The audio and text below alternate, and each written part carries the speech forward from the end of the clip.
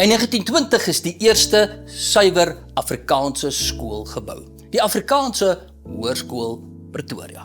En die skool was ook genoem die rebelleskool, juis omdat hulle Afrikaans wou wees. Die Afrikaner gemeenskap was daardie tyd letterlik in 'n bestaanskrisis. En hulle antwoord op die bestaanskrisis was die bou van 'n skool. 120 jaar gelede, na die oorlog met sy verskroeide aarde, was Afrikaners totaal verarm en agterlik. En hulle moes daai tyd 'n besluit neem, hoe gaan hulle mense ontwikkel? En daar was 3 keuses gewees. Eerste plek deur Engels, tweede plek deur Nederlands en die derde plek in Afrikaans.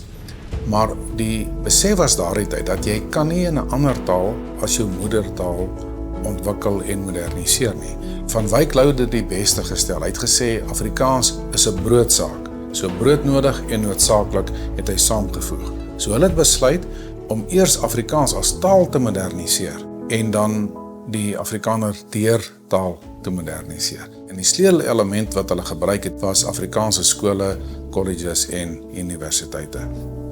En vandag nog is daar sowat 1300 enkel medium Afrikaanse skole en sowat 1100 dubbel medium Afrikaanse skole. Maar vir meer as 30 jaar word daar feitelik geen Afrikaanse openbare skool meer gebou nie. Ek kan nie 'n toekoms vir ons kinders sien sonder Afrikaanse onderrig nie. Nie net omdat moedertaalonderwys uitnemend is nie, maar ook omdat dit gaan oor waardeoordrag. En daarom moet ons huidige Afrikaanse skole ondersteun en sterk maak. En ons moet nuwe skole bou, want dit gaan oor ons kinders.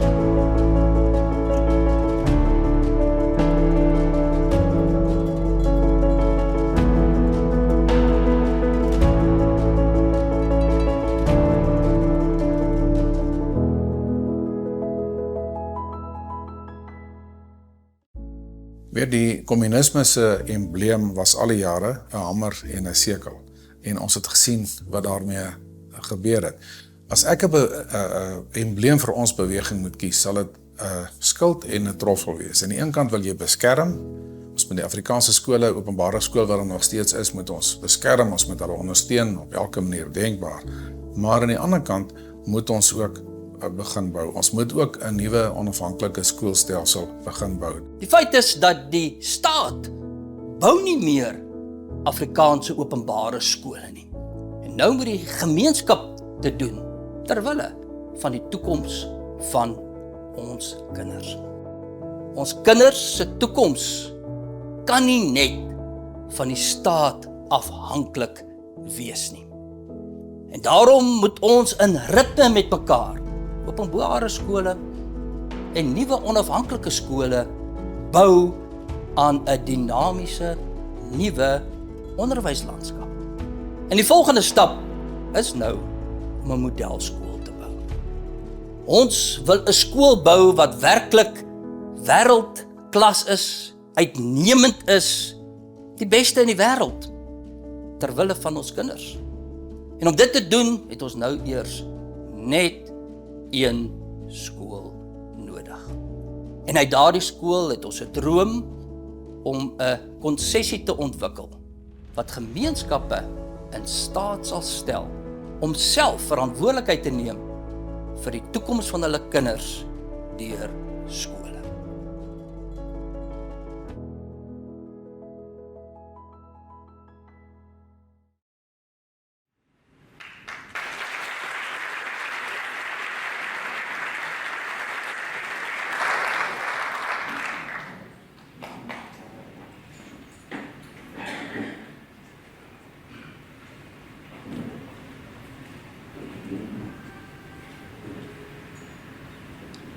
Vriende, collega's, gun my die voorreg om die geleentheid te open met enkele woorde en 'n kort teks uit waarskynlik die heel bekendste of een van die heel bekendste gedeeltes uit die Nuwe Testament, 'n gedeelte wat ons eintlik vandag nog uitdaag om daaroor te dink, daaroor te wonder en te vra na die betekenis daarvan vir ons vandag hier en nou, ook in hierdie wonderlike geleentheid.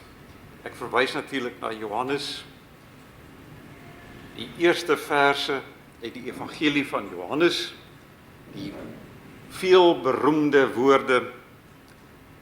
In die begin was die woord, en die woord was by God, en die woord was God. Hy was in die begin by God. Alle dinge, vreeslik belangrik vir die kort opmerkings hier, alle dinge het deur hom ontstaan, en sonder hom het nie een ding ontstaan wat ontstaan het nie. In hom was lewe, dus in die woord was lewe, en die lewe was die lig van die mense. En die lig skyn in die duisternis, en die duisternis het dit nie oorweldig nie. Vriende, soos dit duidelik blyk uit hierdie belangrike woorde, wil ek graag net 'n bietjie stil staan by enkele van die belangrike kwessies wat hier ter sprake is, en dit draai rondom die gedagte van die woord uit hierdie beroemde gedeelte. In die besondere wil ek stil staan by enkele gedagtes oor die woord, of ja, volgens sekere vertolkers daarvan, selfs die rasionele woord, wat vanaf die begin van die skepping aanwesig was, en wat onder meer, dis nou in ons eie menslike woorde, as die vormende krag in die skepping handel, die woord wat as vormende krag in die skepping handel, dit wil sê, weer eens in menslike taal verwoord, die woord wat sorg dat die skepping deur dinge soos vorm, struktuur, doel en orde gekenmerk word, en dus nie deur dinge soos chaos, leegte, doelloosheid, toeval en wanorde nie. Die woord wat sorg vir orde. Nou tekens, en daarby wil ek stil staan, tekens van die vormende werking, van die woord lê dwars oor die skepping. Ek dink mense sou kon sê dat na analogie van die woord wat die skepping gevorm het, word die skepping self ook deur kragte gekenmerk wat vorm, struktureer en orden.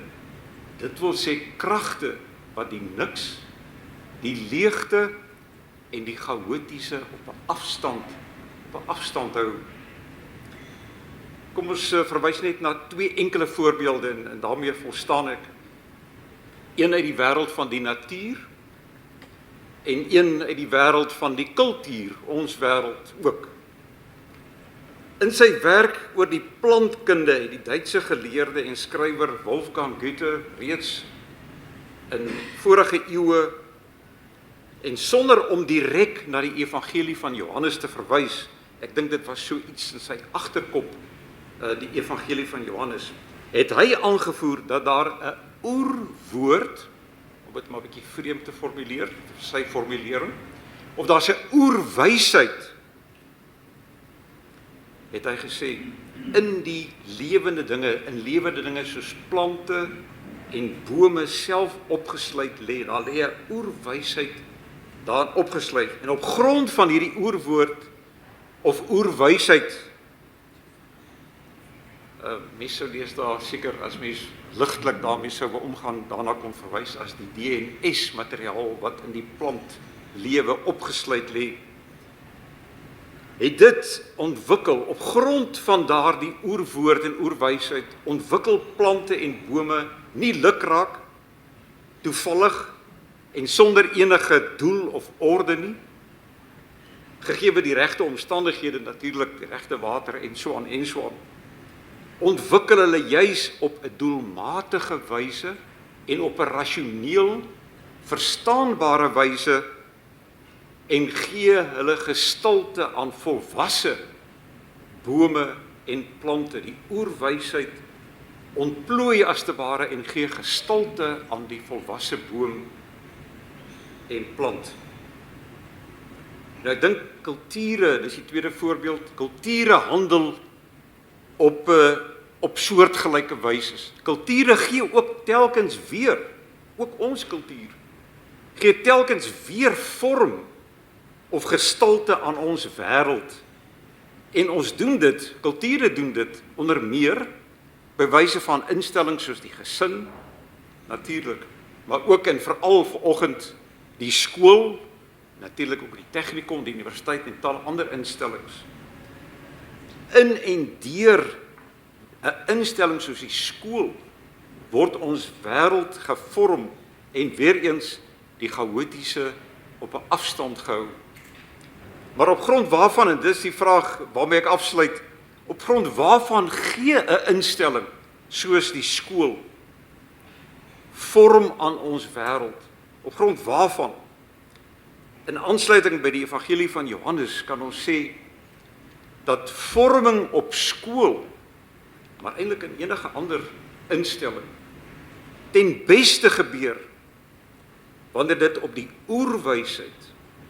oerwysheid van alle oerwyshede, naamlik die woord self, gegrond is.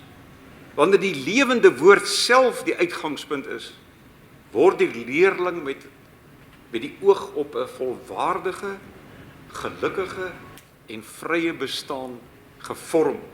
So 'n gevormde lewe is 'n lewe in diens van die hoogste en die edelste dinge. Dit is dinge soos die ware, die goeie en die skone, maar uiteindelik ook in diens van die woord waarin dit gegrond is en waarop dit ook gerig behoort te wees.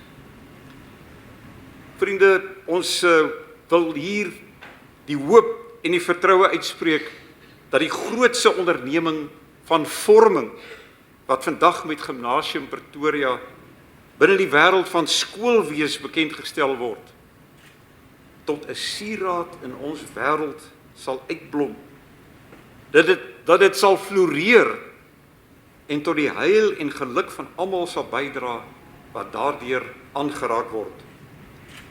Mag sy vormingswerk letterlik oor eeue weer klink, of soos wat NP van Wyk Lou dit geformuleer het, mag dit gimnasium in sy grootsheid die jare van Wyk Lou kon gesê het, op die eeue, die tyd, die verganklikheid, mag dit in sy grootsheid die jare in hulle onmag terg.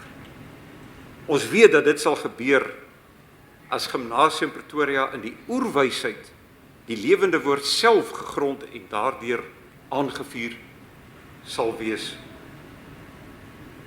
Vriende, kom ons sluit die opening af met 'n gebed.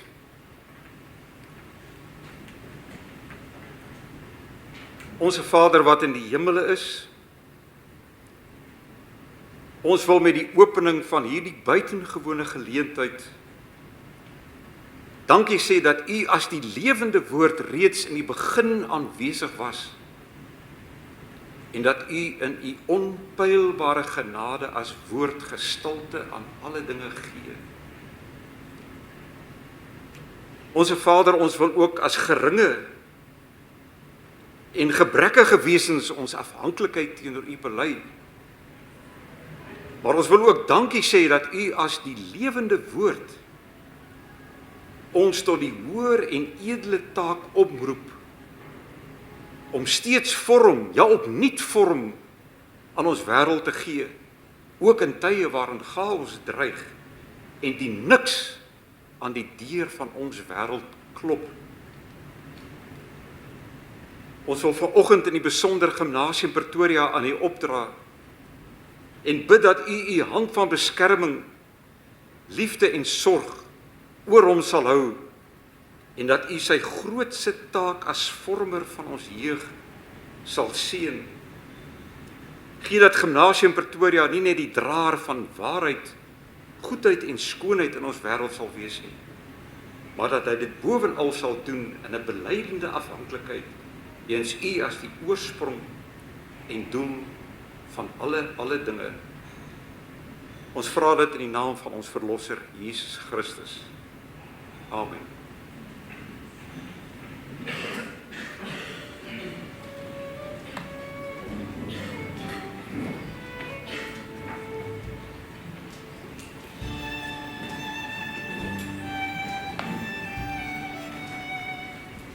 Baie dankie Prof Dani. Dames en here, vriende, baie welkom by hierdie bekendstellingsfunksie van Gimnasium Pretoria. Dit is vir ons 'n besonderse dag en dit is vir ons 'n historiese gebeurtenis, so op Moedertaaldag. En is met groot opgewondenheid dat ons hierdie dag vandag aanbied, hierdie funksie vandag aanbied. Net so 'n storie toe ek vanoggend my seentjie wakker maak. Ons was nogal redelik vroeg hier, van ons personeel was vroeër as ek hier. En hy word so wakker en hy so half nog deur die slaap en hy vra vir my, gaan pappa skool toe? Dus dit vir my nog 'n goeie oomblik gewees. So dit het al reeds my dag gemaak. Dames en here, vriende, daar is ons eetgoed op die tafel. Ons gaan nie verder iets aankondig nie. Kry gerus vir julle so ontbyt. Terwyl ons dan nou vandag die verrigtinge gaan voortsit. Ek wil baie spesifiek net 'n paar van die instellings noem wat vanoggend hier is. Baie welkom aan die instellingshoofde van die Solidariteit Beweging en personeel en direksielede van die SOS se direksie asook kanton se direksie. Hierso is voorsitters en lede van die Trust vir Afrikaanse Onderwys, die A.J. de Kok Trust en die Verseker Trust. Ook hier's ook heel wat skoolhoofde van die Pretoria omgewing. Dankie ook dat julle die tyd geneem het om hier te wees. Dis hoofde van die AON, BCVO, Craft Design Smiths, SNA argitekte wat ons ook al baie gehelp het op hierdie pad. Ons sal ook vanoggend so 'n bietjie vir julle 'n idee gee oor die konsepte waarmee ons werk. Hoof van ICO, Mos Inisiatief en van hulle personeel, FETSAS, MB konsultante, SOS se onderrig en leeradvieskomitee wat ons ook baie goed adviseer op die onderrigkant. Personeel van Sakeliga, Softek wat aan ons stelsels werk, die Taalkommissie, Monstrante, ook advokaat Leimi en ook baie welkom in die mediahuise. En dan ook vir Louis en Lise Dekker. Baie welkom aan julle. Ek dink jy moet my dalk welkom heet, maar welkom vir jou en jou vrou, Louis. Dames en here, ek wil graag vanoggend net aansluit by Dirk en by Flip. Oor die noodsaak om antwoorde te kry vir ons huidige konteks en antwoorde vir ons tyd. Ek dink daar is, soos wat baie van die mense sal weet in die werk wat die SOS ook doen, kyk ons na verskeie antwoorde. Ek dink daar's antwoorde rondom die strewe na selfstandigheid. Niks van hierdie antwoorde is eenvoudig nie. Maar al hierdie antwoorde gaan om dit gaan oor 'n volhoubare Afrikaanse taal en kultuurgemeenskap. En Gimnasium Pretoria se doel is om ook een van hierdie antwoorde te bied. Dit kan nie die enigste antwoord wees nie. Soos wat Dirk gesê het, is die realiteit dat die staat nie meer Afrikaanse skole bou nie. Alhoewel daar demografiese skuwe is, daar's mense wat migreer. Hugo Vermeulen, die hoof van die SOS, hy het so 30 jaar ervaring as 'n skoolhoof van onafhanklike en openbare skole. Sê vir my, in die tyd toe die staat nog Afrikaanse skole gebou het, was daar eintlik elke keer 'n groot opgewondenheid gewees as daar 'n nuwe skool gebou word of 'n nuwe openbare skool. En die eenvoudige rede was gewees dat die gemeenskap kon sien, hoorie, maar hier is vooruitgang. Hier gebeur goed, hier word goed gebou. Hier kom nuwe residensiële areas ontstaan. So daar is so opgewondenheid gewees daar rondom. Afrikaanse skole is die hartklop van ons taal- en kultuurgemeenskap. Ons moet hulle beskerm en hulle uitbou. Net iets oor die funksie vanoggend. So ons Ons spesifieke doel met hierdie funksie is om vir julle meer agtergrond te gee oor die punt waar ons tot nou toe uitgekom het en die pad wat ons al gestap het. Ons wil graag die handelsmerke nie bekendstel, die betekenis daar agter vir u gee. Dis nie sommer net toevallig dat ons die handelsmerk gekies het nie, daar's 'n hele pad wat ons gestap het daarmee. Ons wil graag vir julle duidelikheid gee oor ons boustrategie. Ons wil eerlik wees daaroor. Ons wil oop wees daaroor. Maar ek dink wat vir ons ook baie belangrik is om hierdie gesprek met u te kan voortsit na hierdie bekendstellingsfunksie oor Gimnasium Pretoria. Ons gaan vir julle oorsig gee oor die bestaansdoel, oor die begronding, oor die identiteit, oor die posisionering en die beginsels van Gimnasium Pretoria, waarop dit gebou word.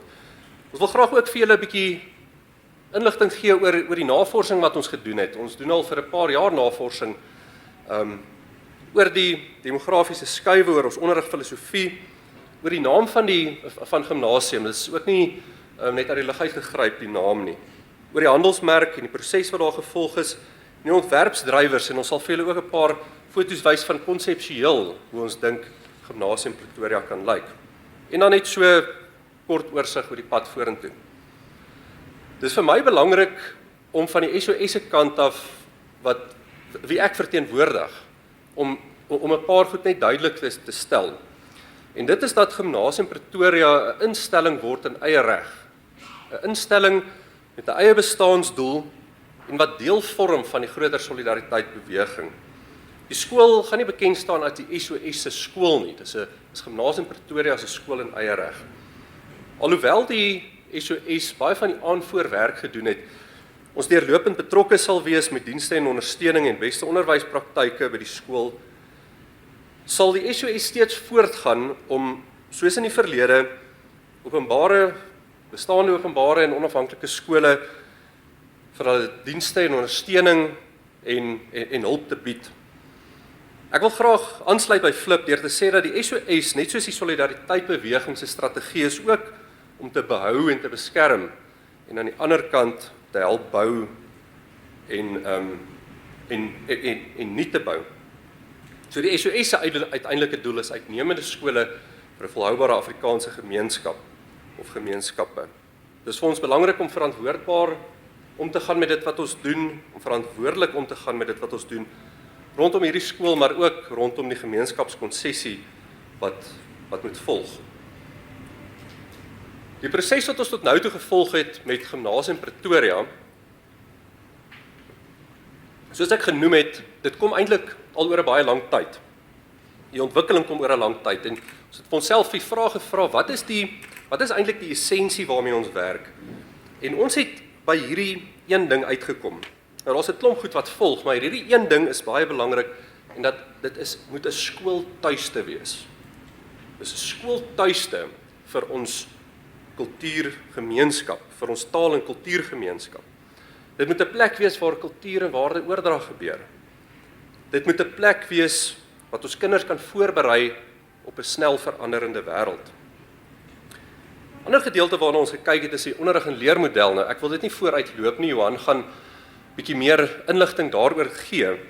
Maar ons het so 3 jaar terug begin ernstig navorsing doen oor die beste onderrigmodelle in die wêreld. So ons het gekyk na Finland, Japan, Singapore, Australië, Nederland se modelle en wat die gemeene delers is tussen hierdie modelle. Nou, een van hierdie gemeene delers was nie die gebruik van tegnologie byvoorbeeld nie. Dit was nie die grootte van klasse nie. Die gemeene deler was hoe goed hulle onderwysers opgelei is. Watter absolute meesters hulle onderwysers is. Ons kyk na stelsels, die rol van stelsels en tegnologie wat leer kan ondersteun en nie andersom nie. Ons kinders gaan nie deur tegnologie leer nie, maar hulle gaan saam met tegnologie leer. En die beperking wat ons vir onsself stel deur te sê die onderwyser staan sentraal, sal in Gimnasium Pretoria gebeur.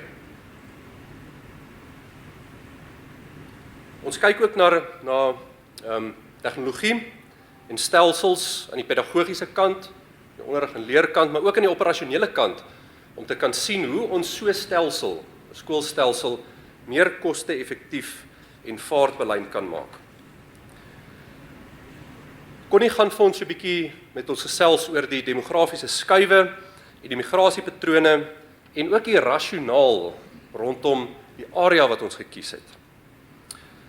En dan gaan ons afsluit, die gesprekke gaan ons afsluit met 'n ontwerpsproses.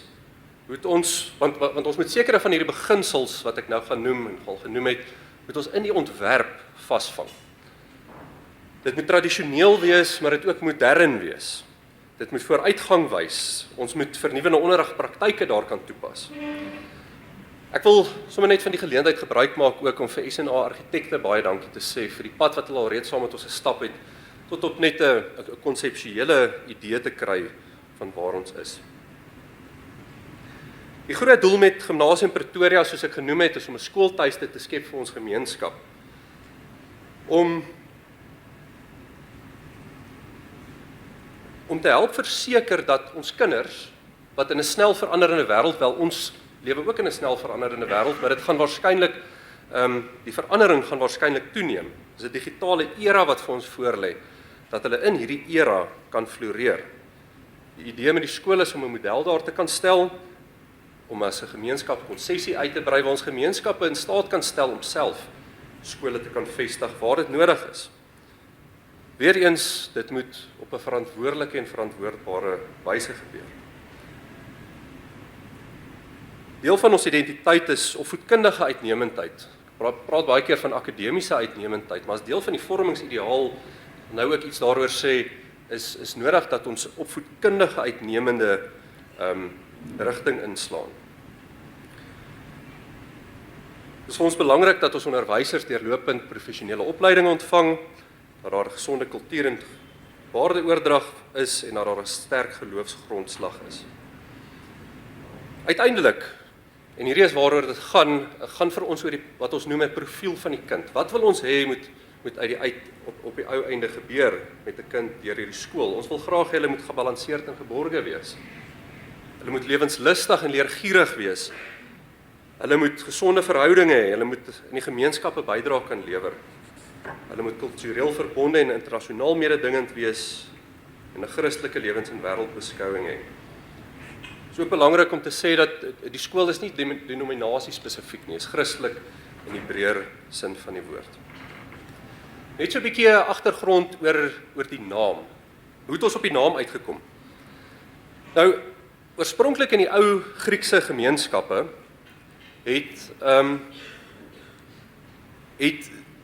daai gemeenskap ook hulle skole, hulle het nou nie spesifiek skool in die raamwerk verwys wat ons het vandag verwys nie, maar die groei van kinders om liggaamlik, verstandelik en geestelike of hulle te lei na liggaamlik, verstandelike en geestelike volwassenheid, het hulle hierdie instellings van hulle gimnasiums genoem. En dit was ook die natuurlike voortvloei na die tersiêre opleiding wat hulle ook in daai tyd die akademia genoem het. Nou daar's 'n dubbele betekenis aan die naam gimnasium. Die een gaan oor fisiese oefening, die bekende gedeelte, maar dan ook intellektuele of filosofiese oefening. Hulle het dit in die Grieks het hulle dit die gymnasium genoem. Tydens die reformatie het gimnasiums weer 'n herlewing beleef. Gimnasiums is weer in die ou Duitsland gevestig met 'n fokus op die gebalanseerde ontwikkeling van kinders. En hulle het ook 'n fokus op Latyn in daardie tyd gehad. In Suid-Afrika, die Afrikaanse of Nederlandse skole wat hier tussen 1870 en 1910 gevestig is of gestig is, was ook gimnasiums genoem. Paul Roos Gimnasium en Potchefstroom Gimnasium is twee voorbeelde hiervan. En hulle het ook nou in ritme met die universiteite gewerk. Soos jy kan hoor, is hier 'n baie sterk historiese verbintenis wat ons aan hierdie naam koppel. Daar's ook vir ons 'n verbintenis met akademia as 'n vooraanstaande tersiêre opvoedkundige instelling. Dis vir ons belangrik dat die skool en universiteit in ritme ook met mekaar sal funksioneer en ook met die opvoedkundige fakulteit baie nou verbintenisse sal hê. Soos Prof Dani Goosen genoem het oor die vormingsideaal deel Gimnasium Pretoria, die vormingsideaal van akademia, wat in gimnasium se konteks sal wees om kinders in verwondering te laat staan teenoor die ware, die goeie en die skone. Ons fokus nie slegs op opleiding nie, maar ook op opvoeding om die hart, hand en denke te vorm.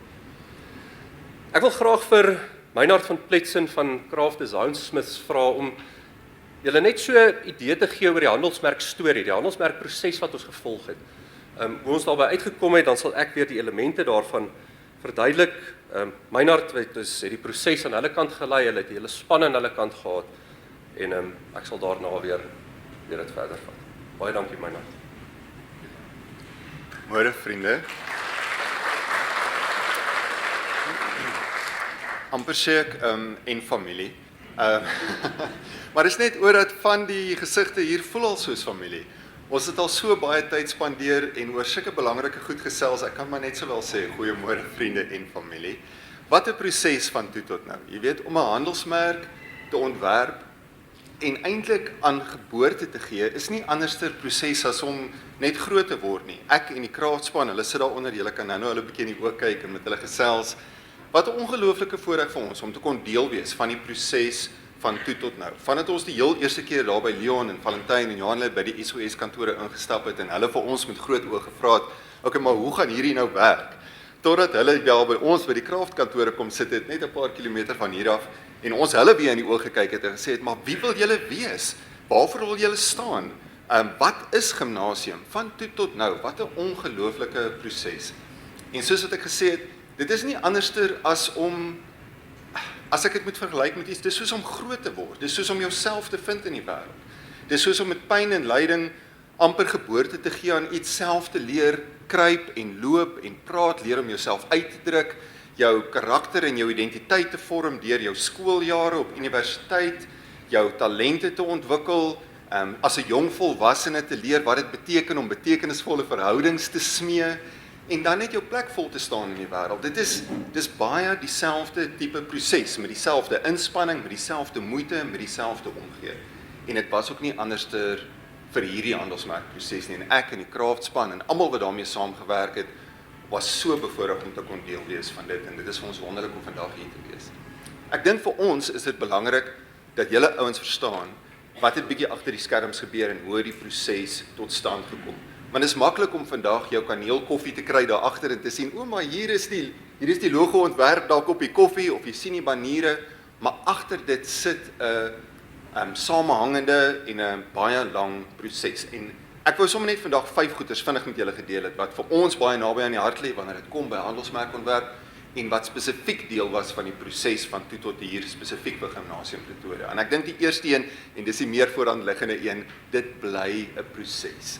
Die tweede een is dit 'n intentionele en strategiese proses. Dit gebeur nie oornag nie. Dit verg 'n span mense wat diep omgee, 100% toegewy is, bloed sweet om seker te maak dit wat hulle droom en sien, die visie wat hulle mandaat is ook, dat die handelsmerk uiteindelik gestalte kan gee aan so iets. Dis 'n proses wat intentioneel is, wat strategies is, en die derde ding wat ten doel het om enige individu of organisasie te help om deurlopend en geïntegreerd te kan bly kommunikeer. Net soos wat ons verhoudings het, en ons wil graag weet waar ons met mekaar staan, net so is dit met 'n organisasie ook, en 'n groot deel van die sukses van Gimnasium Pretoria nou en in die toekoms gaan daarvan afhang, om daai karakter te kan vorm, en daai duidelike boodskap te kan stuur buite na die wêreld toe vir die mense wat nodig het om dit te hoor. En die rede hoekom ons graag duidelik geïntegreerd en deurlopend wil kommunikeer, is eintlik sodat ons vertroue kan kweek by die mense by wie ons graag wil uitkom. En sodat ons betekenisvolle, net soos wat ek aan die begin gesê het, verhoudings wil kultiveer, sodat ons kan doen wat ons moet doen in die wêreld daar buite en die verskil kan maak wat ons voorgeroep is om te maak. Ek en die span, soos wat ek gesê het aan die begin, ons is baie trots om te kan deel wees van die proses. Ons sien uit na alles wat nog kom in die toekoms. Ons is bly om te sien hoe alles gevorder het tot nou toe. Leon, ek nooi jou sommer weer terug, en as julle enigiets meer wil uitvind, die Kraagspan sit hier so onder, en Kraagspan, baie dankie aan julle ook, en vir julle bydrae en vir alles wat julle gedoen het, maar ja, dit is wat ek sommer als vir deel. Leon, baie dankie.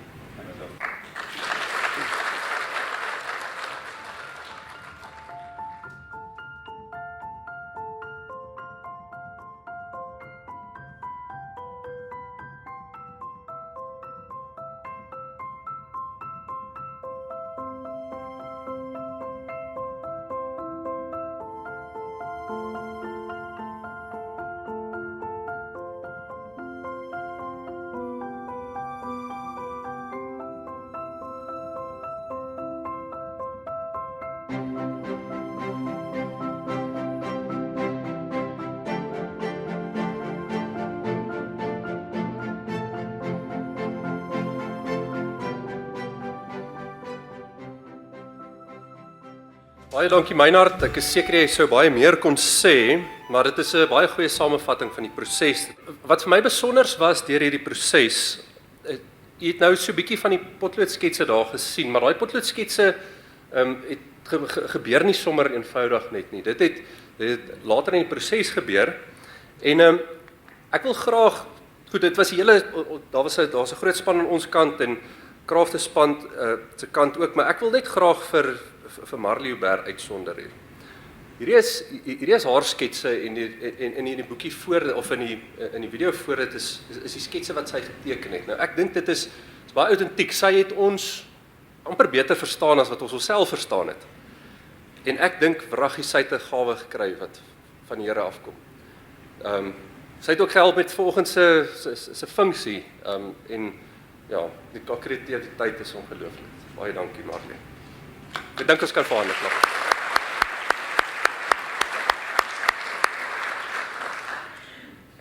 Dames en here vriende, ek gaan afsluit net so met so 'n paar elemente van die pioniershuis. Nou, hier sien julle 'n pioniershuis. Dis eintlik 'n baie nederige plek, maar dit het vir ons baie dieper betekenis. Dis 'n plek van gesin, geloof en gemeenskap. Dis vir ons 'n simbool van 'n sterk Christelike geloof en 'n ryke kultuurerfenis. En ek dink een van die belangrikste goed vir ons is dat is ook vir ons 'n simbool van geborgenheid en verbondenheid. Ons sien hier in 'n plek van kennis en wysheid, dit verbind ons verlede en ons wil die goeie uit die verlede neem en dit verder neem. Met die handelsmerk wat ons geskep het, dis ook 'n moderne voorlegging basies van hierdie huis om die hede te omhels of te omarm en 'n toekoms van hoop voor te stel. Gimnasium se handelsmerk het ook vir ons 'n simbool van 'n opvoedkundige instelling. Net so kortweg rondom die verskillende elemente. So die breë fondasie is 'n opvoedkundige en 'n geloofsgrondslag wat tuis begin en dit strek ook wyer as die sentrale gedeelte wat die gemeenskap insluit. Die oop deur is vir ons verwelkomend, is oopdenkend en insluitend. Ons gaan nie mense uitsluit op grond van ras nie. Die potlood, ons noem dit 'n potlood, is 'n simbool van 'n Christelike ethos, kennis wat ons ook van God ontvang en dan ook menslike feilbaarheid, die feilbaarheid van 'n kind om weer te kan aanpas. Die nok het 'n sterk verbintenis met akademiese en opvoedkundige uitnemendheid en ook 'n verbintenis met akademia en die vormingsideaal wat ons met hulle het. Die vleuels is vir ons 'n teken van die rol van onderwysers, ouers in die gemeenskap in hierdie opvoedkundige proses en dan ook die vennote en donateurs en die almal wat vanoggend hier is om hierdie vir ons moontlik te maak. Diamantvorms is 'n vestig die rol van die solidariteit beweging in die gemeenskap, die vestiging van 'n van die skep, van 'n omgewing te skep van 'n vry, veilige en voorspoedige toekoms. Dames en here, vriende, ek sluit af. Soos jy kan hoor, ons maak erns met hierdie proses. Ons maak erns met die bestaansdoel, identiteit en die begronding van Gimnasium Pretoria. My hoop is nou vanoggend dat jy almal saam met ons op hierdie reis kan gaan om ons almal te kan help verseker dat daar volhoubare Afrikaanse taal en kultuurgemeenskap vir baie geslagte wat nog kan kom of nog moet kom sal wees. Baie dankie, dames en here. Ek vra nou vir Connie Mulder, die hoof van Solidariteit Navorsingsinstituut om so 'n bietjie met ons te gesels oor die demografiese skuiwe en die migrasiepatrone wat ook gehelp het tot die besluit wat ons gemaak het. Baie dankie.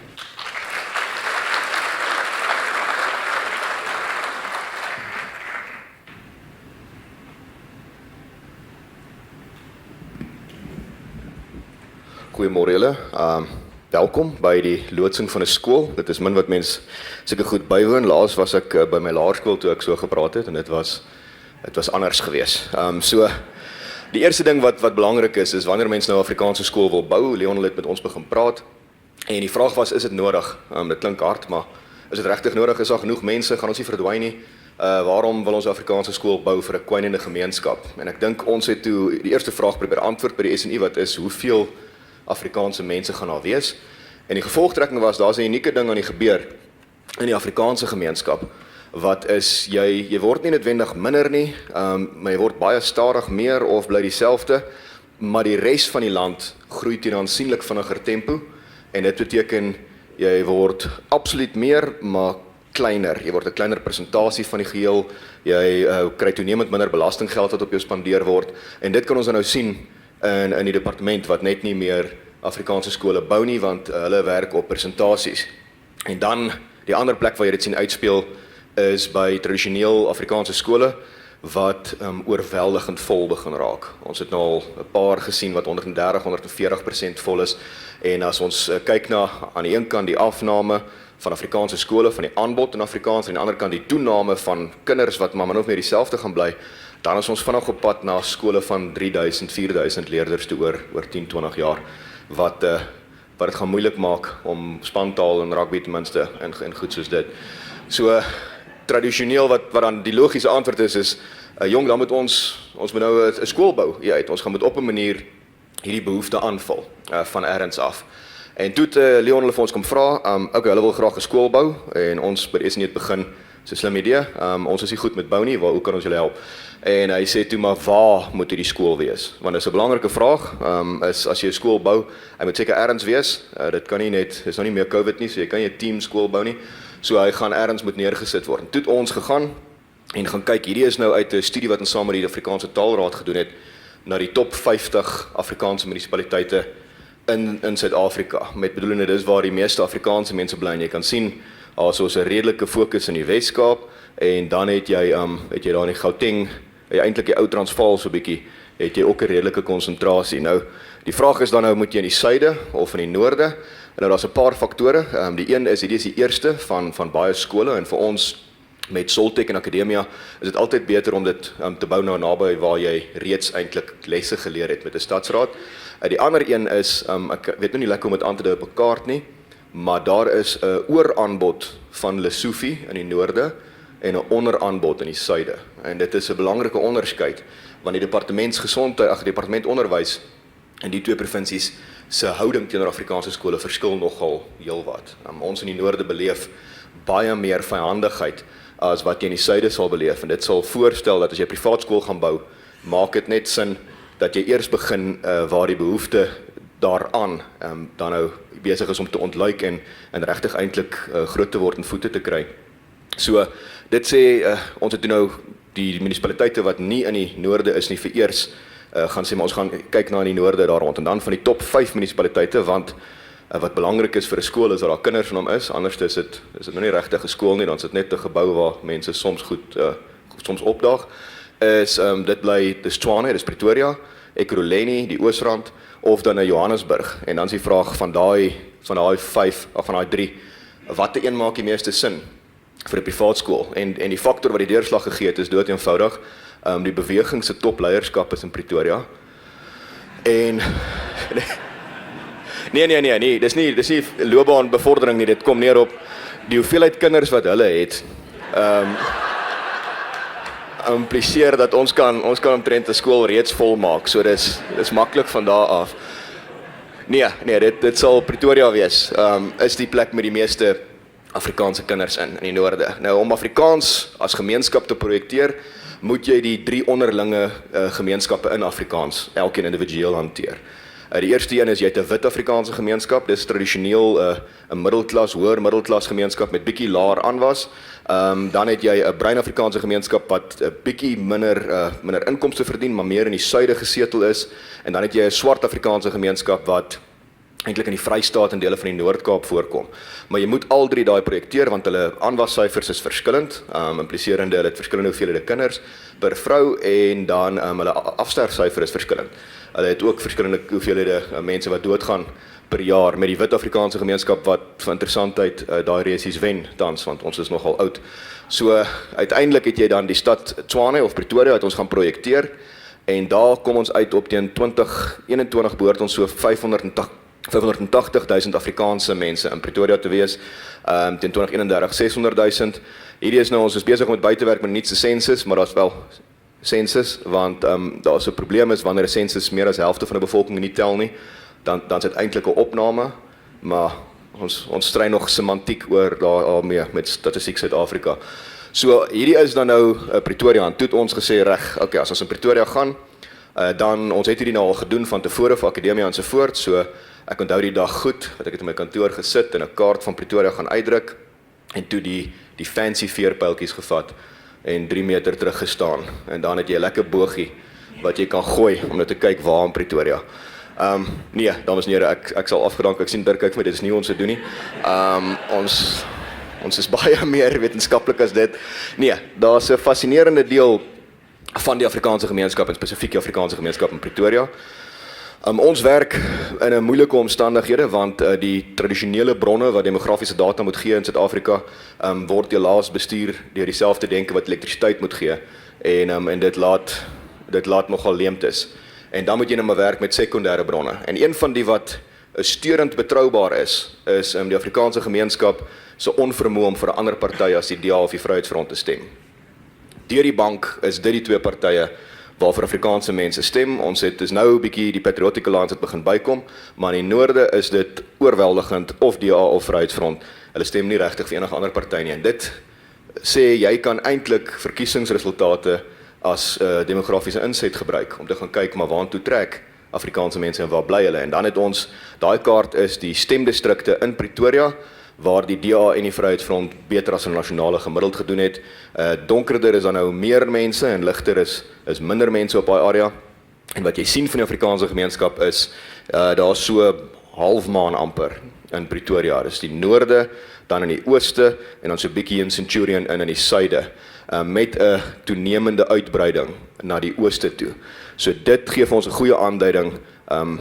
As die logika volg wat ek dink het doen, waar Afrikaanse mense is daar gewoonlik Afrikaanse kinders, en ons wil graag 'n skool bou vir Afrikaanse kinders, so dit gaan een van die wees.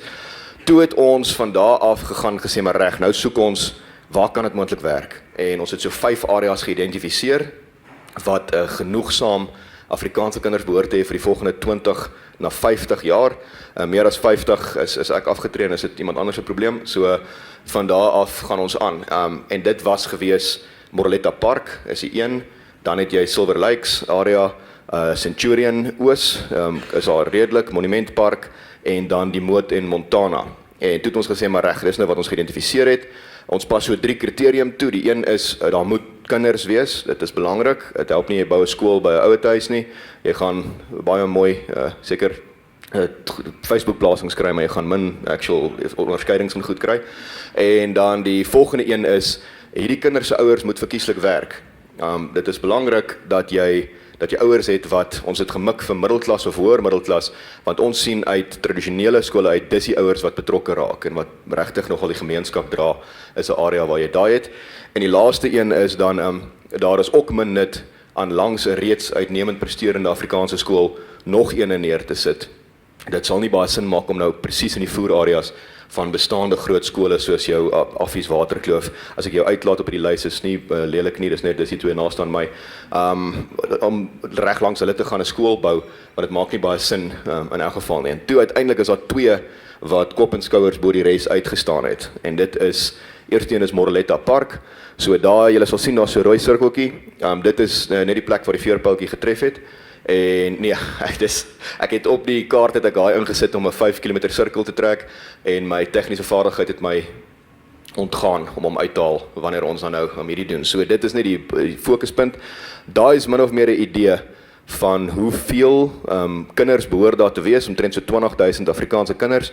Dis die wyke wat in daai area is, en dan so 50,000 Afrikaanse mense. So dis een goeie opsie. Die ander een is dan nou in die Silver Lakes area, wat ook baie aanloklik is, met so 16,600, 17,000 kinders, en dan omtrent 50,000 ouers. Tussen die twee is daar regtig nie veel te kies en te keer nie, wat as ons moet 'n vooroordeel hê, dan dink ek het ons verlede gesê, ons leun na die Silver Lakes kant toe, en net weens die feit, ek weet nie wie van julle het onlangs daar deurgery nie, maar daar is geweldig baie ontwikkeling, residensiële ontwikkeling, die paaie word opgradeer, soos wat mense soontoe trek as sulks uit die tradisionele ou Pretoria amper uitskuif Afrikaanse mense oos, en dan so bietjie noord en suid.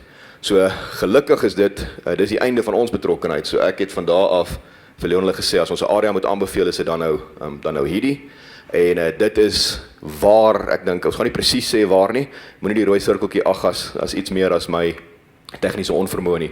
Waar min of meer is in hierdie area, maak dit vir ons sin. Hier gaan daar nog steeds Afrikaanse middelklas gemeenskap wees met kinders wat 'n sterk behoefte het aan Afrikaanse onderwys vir die volgende 20 na 50 jaar.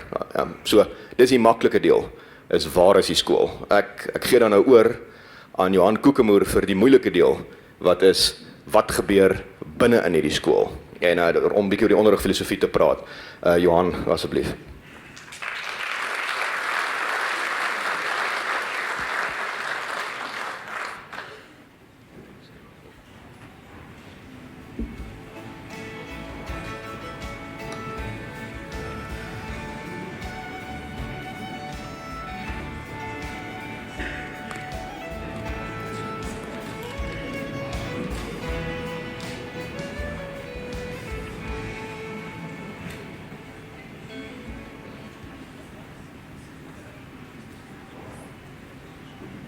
Goeiemôre dames en here.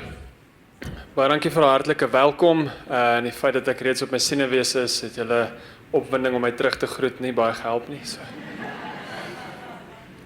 Baie dankie. Aangesien vandag Moedertaaldag is en ook soos Hugo vir my gesê het, Tosie se verjaarsdag, het ek het goed gedink om 'n laaste deel van 'n gedig wat na aan van ons spanlede is te lees, net om my toespraak in te lei en my senuwees te kalmeer. Tosie skryf in die gedig Besembos aan die einde: maar al slaan om my stam die woedende vlam, wat netterend vonke saai, al kom al die winde, die kwaalik gesinde, om my as uit die wêreld te waai. Al kom ook die dier om sy eetlus te vier, al word ek gekap en gekloof, al word ek gestowe deur die son daarbowe, wat my laaste sappe wil roof.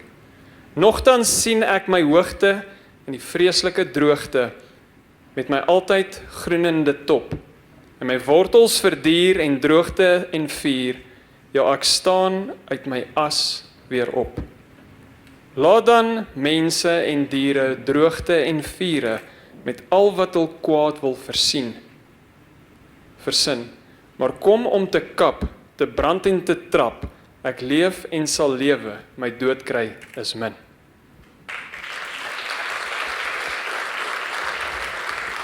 So ek sukkel met daai podium ding.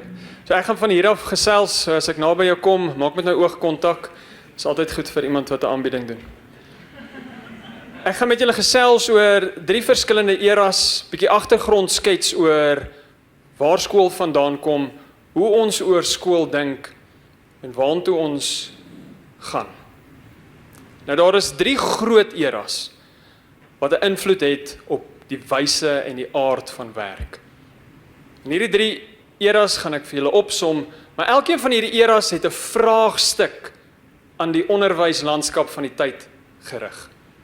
En dan het die gemeenskap daardie vraagstuk geantwoord, dan het binne daardie era 'n string revolusies gebeur, want soos wat die era die vraag vra, die gemeenskap die antwoord gee, is daar innovasie wat gebeur.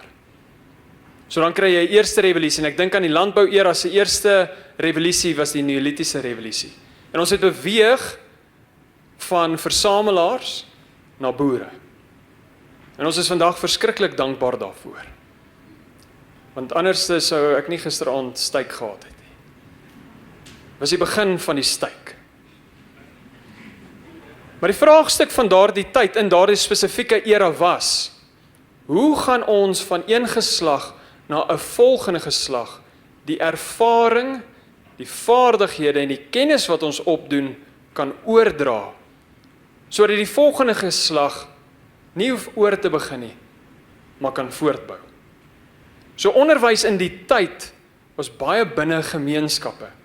Meeste van die tyd was daar 'n tannie, 'n ouma of iemand in die gesin, in die familiekring wat daardie onderwys gepleeg het. Ons lees dit ook so baie mooi in die Ou Testament raak. Die vraagstuk van daardie tyd, vir die konteks van daardie tyd, was geantwoord deur die gemeenskap van daardie tyd. En omdat hulle hierdie hierdie antwoord die heeltyd gegee het, die heeltyd geslyp het hulle op die ou ende nuwe energie ontdek. Steenkool-energie. Wat dit moontlik gemaak het vir stoomenergie. Wat dit moontlik gemaak het vir elektrisiteit. En logiese gevolg dan was die nywerheidsera. Era toe ons mense moes wegbeweeg van die landbou na die fabriek. En die vraagstuk in hierdie tyd was, hoe kan ons die landelike mense skool om 'n homogene groep daar te stel om die werksmag te bevredig? Die gemeenskap het geantwoord en ek gaan net 'n bietjie meer daaroor sê. Die logiese gevolg van elektrisiteit was dat elke huishouding het oor tyd 'n skakelaar gekry wat 'n liggie aansit. Elke huishouding het oor tyd toegang gekry tot netwerke, televisieprogramme en dis meer wat die elektronika-era tot gevolg gehad het. En die vraagstuk in daardie tyd was, hoe kry ons kinders om toegang te kry tot hoër onderwys? Ek het eers vroeg in my 20's, ek kom van 'n myndorp af, eers vroeg in my 20's agtergekom daar's iets na standaard 8. En die gemeenskap vir daardie tyd het gewerk binne in die nywerheidsera, binne in die industriële revolusie. En vir daardie konteks was dit genoeg. Maar om toegang te kon kry tot die elektronika-era, moes jy hoër onderwys betree. Het sy deur 'n college of 'n universiteit. Maar dit is die vraagstuk van skole in daardie tyd, en dis nie so lank terug nie. As ek nou van hierdie haarklere kyk, was baie van julle het geskool in daardie tyd. En die groot vraag was, hoe kry ek die kinders op universiteit? En die gemeenskap het geantwoord. En ek weet ek's besig om 'n baie komplekse geskiedenis baie erg te oorvereenvoudig, en die mense wat die geskiedenis ken, verdra my. Maar die doel is, ek kort dit as agtergrond vir die volgende argument wat ek gaan maak. So vir die wat nie die konteks en die agtergrond het nie, hulle gaan nou inkoop in hierdie argument, die res van julle bly stil. En wat baie belangrik is ons moet nou begin kyk en dink, en die vraag vra, is ons nie besig om 'n nuwe era te betree nie? En indien dit waar is, wat vra hierdie era vir ons as gemeenskap? En wat sal ons antwoord daarop wees? My argument is, ons is in 'n nuwe era. Die probleem is, die ding het twee name. As jy 'n globalis is hierdie die digitale era. Dis die era, nie net van die internet nie, maar die era van die wolk. As jy gemeenskapsburger is hierdie die era van hoop. En hoe wonderlik sal dit wees as my kinders eendag 'n toespraak kan lewer, ek kan nou net dink, as behoort een van hulle dit te kan doen. As my kinders eendag terugkyk en sê, daar was 4 eras. Die landbou-era, die nywerheidsera, die elektronika-era en die era van hoop. En as ons gaan kyk in geskiedenis, 100 jaar terug het ons gemeenskap taal gevat. En ons het eienaarskap daarvan geneem en ons het gemoderniseer. As ons 200 jaar terugkyk, het ons gemeenskap vryheid gaan soek. So 100 jaar later is tyd om 'n antwoord te bied op die vraagstuk van ons tyd. Maar ons moet verantwoordelik daarmee omgaan. So by die SOS het ons vir onsself gevra, okay, as hierdie era vir ons vra, hierdie era van hoop, maar weet jy van julle, maar daar is wanhoop in die lig tot die beweging opdaag. En Prof Daniel het baie mooi gesê, hy het gesê, die duisternis kan die lig nie oorweldig nie. So hoe lyk hierdie antwoord wat ons het? En ons twee vragies wat gevra is. Wat is die profiel van die kind? Wat sal verseker dat daardie kind in hierdie onsekere, snel veranderende wêreld sal kan floreer? Hoe lyk daardie kind? Nie wat sy gelaatstrekke nie. Wat is sy vaardighede, kennis, houdings, waardes, ingesteldheid? Hoe lyk die volle pakkie van daardie kind, sodat ons hom of haar die beste moontlike kans gee, om al die veranderlikes wat na hom of haar toe gaan kom, te kan hanteer? En dan toe ons die profiel het, na 'n jaar se harde navorsing, lekker lees, lekker gesels, toe ons daai profiel het, toe vra ons nou vir onsself, nou hoe moet die skool lyk? Ons het hierdie skool van agteraf vorentoe ontwerp. Die eerste ding wat ons vir onsself gevra het is, hoe moet daai kind lyk? Daai kind is pragtig. Daai kind is mooi. en bewaar ons siele, dit is heilige grond. Ons moet seker maak, daai skool kan daai profiel aflewer. Die antwoord in hierdie tyd sal ek aanvoer, is dat ons iets daar moet stel, wat hierdie kind kan aflewer. Dit gaan vir ons 'n era van hoop lewer. Of dit moet ons met ongelooflike erns en verantwoordelikheid omgaan. Ons kan hierdie nie lukraak doen met 2 Google searches, 5 ChatGPT prompts, ietsie daar kry, dit op 'n papiertjie sit nie. Ons 2 al vir 3 jaar hiermee. Dit lyk dalk of hierdie oornag gebeur het, hulle was al vroeg hierso, maar hierdie het oornag gebeur, maar die denke kom nou al vir 3 jaar. Maar as ons kortsigtig sou kyk, sou ons dieselfde voetfout maak as Erasmus Wilson. Ek weet nie of TNC is, hy het dit vir my hierdie staaltjie geleer. Erasmus Wilson was 'n wêreldklas topchirurg. As die huisgenoot daai tyd bestaan het, sou hy op die voorblad gewees het. Hy het by die Parys uitstalling, het hy by een of ander Thomas ou aangegaan. En Thomas het daar 'n liggie gehad. En hy sê toe vir Thomas, when the Paris exhibition closes, electric light will close with it and no more be heard of. Ons onvermoë om in die toekoms in te kyk, want ons word vasgevang deur die uitdagings van nou, wat ons baie keer sulke kortsigtige goedjies sê, en dan al ons geloofwaardigheid wat ons oor tyd opgebou het, is daarmee heen. Hy is nou op Wikipedia, maak hulle nou grappies van hom. Hy was 'n wêreldklas chirurg. Mag ons nie nou in hierdie proses waarmee ons besig is, so kortsigtig wees, dat ons dink ons het die antwoorde nie. Dat ons dink ons weet hoe lyk die toekoms nie. Maar dat ons bereid is vir onsekerhede, dit is waar. Nou, ek wil graag met julle deel, as ons vorentoe sou kyk, is dit amper onmoontlik om iets te sien as jy nie eers terugkyk nie. So kom ons vat gou net 'n vinnige, oorvereenvoudige geskiedenisles van die westerse skool soos ons dit vandag ken. Nou daai is ek wil net notaatjie maak, al my prentjies is kunsmatig gegenereer. Daar's geen kopiereg op nie, so julle mag foto's neem en dit versprei, dit behoort aan niemand nie. Hierdie is die skool van Athene. So 500 jaar voor Christus in die Griekse samelewing het die groot geeste opgestaan en gesê, dit is ons as ervare mense se verantwoordelikheid om die jonger generasie op te voed. Hulle het eienaarskap geneem. Nou vir interessantheid, dit is tipies so 'n klaskamer gelyk het. Ek wil net sê, ons het voel partykeer of mense een trappie teruggegaan het. Maar daar is meer as een onderwyser vir interessantheid binne in daardie lokaal. Ons het vir Euclid wat daar 'n bietjie meetkunde doen, net in 2 dimensies, 3 dimensies was net te veel. Aan die ander kant het ons vir Sokrates, wat 'n bietjie gesels, Aristoteles. Die meesters was in die leerruimte. En die leerders het aan hulle voete gesit. En die doel van skool in hierdie tyd, nou vir interessantheid, ek het dit nie geweet nie, die oorsprong van die woord skool, wat eintlik gehad het julle moes raai, maar daar's nie tyd nie, is ontspanning. Ja, daar het nou soos 'n T-aansluiting gekom. Die oorsprong van die woord skool is ontspanning. Dit is hoe ek eerste onderwys betree het, want ek het met die aanname gegaan, ek het 'n halfdag pos, 4 vakansies. So, ontspanning het my getrek, of die persepsie van ontspanning.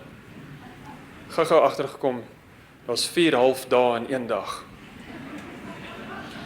So, die doel van skool in hierdie tyd, was om die vryman te kweek. Vir die konteks van hierdie tyd was slaaf 'n algemene praktyk. Die gemiddelde mens was 'n slaaf. Hoe maak jy iemand vry? Jy skool hom vry. Die doel was om vryburgers te kweek. Hoekom? Want vryburgers word bydraende deelnemers binne 'n gemeenskap. Okay, so vryman was die doel. En in daardie tyd het die gemeenskap die vraag gehoor, hulle het geantwoord en tot vandag toe sit ons nog en lees hulle boeke. Ons put nog steeds uit hulle bronne. want hulle was vry in hulle denke. Dit was in die landbou-era, toe die gemiddelde mens met 'n skoffel of 'n graaf gewerk het in 'n vink. Maar toe hier in die begin van die nywerheidsera, ek weet nie of julle hierdie persoon kan onthou nie. Dis niemand wat saam met hom geleef het. Nou Frederik de Grote was in Pryse, en Pryse is die ou Duitsland. Nou, Frederik de Grote hy kon redelik ver vorentoe sien. Hy het gesien dat as ons hierdie nywerheidsera gaan betree, gaan daar tekort wees aan vaardighede, en dan gaan ons nie ekonomies kan meeding met die res nie. En hy het in 1763 het hy die landskoolreglement geskryf, waar hy die fabriekskoolmodel daar gestel het. Iets wat deur die staat sentraal beheer word, wat op 'n groot skaal kon uitgerol word, wat deur klokke bestuur word, wat kinders soos presisiemasjiene en koekiedrukkers druk, want vir die vraag van die tyd was dit die antwoord. Want wat jy nie wil hê nie is op 'n produksielyn dat een of ander kreatiewe persoon met 'n strikdas daar staan en sê, hierdie kan beter. Jy wil hê, jy moet daar staan, doen wat jy moet doen, en lewer dit af. Elke dag, oor en oor. My oupa, ek het hom aangeneem, het was my vrou se oorspronklike oupa, het in die myn gewerk, 45 jaar, selfde ding. En hy was vergenoeg. Want in die konteks van die tyd, was dit die antwoord. Maar as julle my argument sou koop van net nou, en ons beweeg in 'n ander era in, dan is hierdie model dalk nie meer sinvol nie. Baie van ons dink skool soos ons vandag ken, bestaan al vir duisende jare. Meneer Frederik de Grote het op sy Facebook-page dit neergesit presies hoe daai skool lyk, en het soos 'n veldbrand deur die weste versprei. Soos 'n veldbrand is dit deur Europa, in Amerika in. Suidpunt van Afrika. Gaan kyk by Saks, gaan loop deur hulle gange, gaan kyk na die foto's, maak dit clear en probeer onderskeid tref tussen die foto van 1908 en die foto van 2024. As altoe daai foto's in kleur is, gaan ons baie moeilik onderskei, want daardie tyd was hierdie come-overs ook in die mode. Nou Frederik de Grote, sy fabriekskoolmodel het sy eerste kritiek gekry in 1918 in 'n bekende opvoedkundige tydskrif deur Henry Sage, en ek wil graag dit vir julle lees, en dit is Engels, so daar's 'n paar TH woordjies wat julle my voor moet gee. We believe, however, that a careful study of the Prussian, dis nou die Duitsers, the Prussian school system will convince any unbiased reader that the Prussian citizen cannot be free to do and act for himself, that the Prussian is to a large measure enslaved through the medium of his school. Want vir die vraag van die tyd se antwoord was om 'n homogene werksmag daar te stel. Om soveel as moontlik mense op die produksielyn te hê. So dit is baie sleg as ons die model vanuit ons konteks uit kritiseer. Want ons doen dit graag. Sê nee, skool is verouderd, maar vir die tyd was dit nodig. Want wat Frederik wou regkry was die stimulering van die vry mark. Soos die antieke Grieke wat die vry man wou vestig, en ons het hier die nywerheidsera wat die vry mark wou vestig. Nou is ons vraag vandag, is dit die vry man, is dit die beste, of is die vry mark die beste? Ja. So ons wil weet, hierdie twee modelle van skool, wat loodreg teenoor mekaar staan, watter een moet ons volg? Moet ons teruggaan na die antieke Grieke toe? Grieke is 'n korter woord. Of moet ons voortbou op die fabriekskoolmodel, wat deur die staat beheer word en nie meer deur die gemeenskap nie? Ek het 'n paar voorbeelde. Denel, SAL, Eskom, Transnet. Ek gaan niks verder sê nie. So die antwoord op hierdie is nie die een of die ander nie. Ons voer aan, dis beide. Ons moet die kind vrymaak, want wat ons nodig het in hierdie nuwe era is nie werksoekers nie. Ons het werkskeppers nodig. Ons het nodig dat iemand na ons land kyk en hierdie uitdaging as iets pragtig aanskou. Iets om op te los, nie iets om vanaf te vlug nie. Dis net die vry man wat hierdie globalistiese dryf van homogene denke kan teestaan. Dis net die vry man wat met die godgegewe talente en gawes waarmee hy of sy geskape is, kan woeker. Want vir die slaaf moet hy woeker met die instruksies wat vir hom gegee is, nie met die talente waarmee hy geskep is. Maar ons het ook die vrymark nodig, nie net ekonomies nie, ons het die vrymark van idees nodig. Ons skole op die sportveld is 'n ideale voorbeeld van 'n vrymark van idees. Ek het nou maandag begin billetjie rugby afrig. Dankie. Maar die gemeenskap daar besit ervaring en daar's 'n vrymark van beste praktyke. Daar's nie 'n pappa wat sê nee, ek het gisteraand ge-YouTube, maar ek gaan nie vir julle sê nie want ek wil die hoofafrigter wees nie. Nee. Daar's 'n vrymark onder daai billetjie pappas. Hoekom? Want ons wil die beste vir ons kinders gee. Ons moet hulle net eers van die bal af kry. So die trou van vryman en vrymark is waarvoor ons mik. Want wanneer ons gesonde kompetisie binne in hierdie onderwyslandskap gaan instoot, gaan die onderwyslandskap reageer. En ons skole is pragtig. As ons iets mooi gaan neersit, gaan hulle dit mooier maak. As ons iets goed gaan neersit, gaan hulle dit beter maak.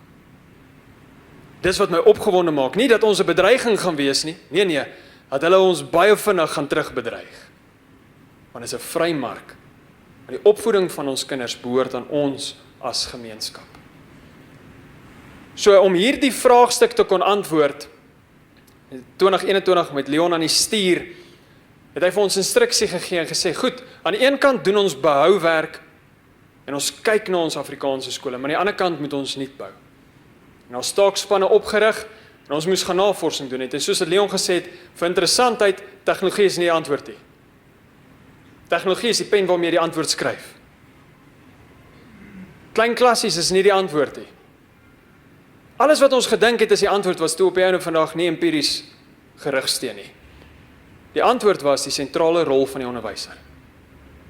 As jy 'n meesteronderwyser onder 'n boom sit, al reën dit, gaan daai kinders daar wegstap met 'n belewenis wat hulle nooit gaan vergeet nie.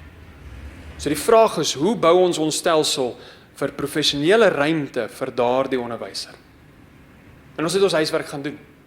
Ons het met 20 plus internasionale skole gaan besoek, gaan kyk, gaan leer, gaan sien, gaan vra, gaan ryk. Daar's Singapore.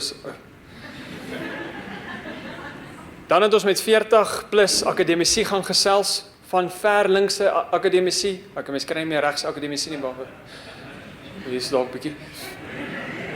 So ons met die hele spektrum van akademici gaan gesels, met Engelse proffies, Afrikaanse proffies, en hulle het vir ons geroer.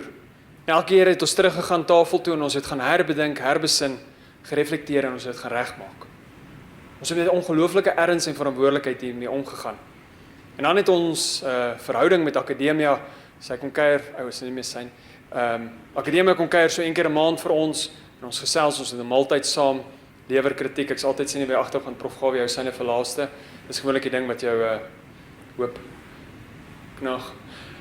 En dan het ons om dit gebou 'n onderrig en leer advieskomitee. Ons het onderwysers gaan haal, ons het akademici gaan haal, ons het bewegingsleiers gaan haal, ons het mense wat nie noodwendig ons mening deel nie gaan haal. En ons het gesê, goed, ons gaan, een keer in 'n siklus gaan ons vir julle wys wat ons wil doen, en al wat julle moet doen is kritiseer ons. Dit ons by NP van Wyk Lou geleer, is die oop gesprek. Want ons moet nie dink ons het die antwoorde nie. Ons was gekritiseer, my gevoelens was gereeld seer gemaak. En so het ons gekom by wat ons noem die reis na uitnemendheid.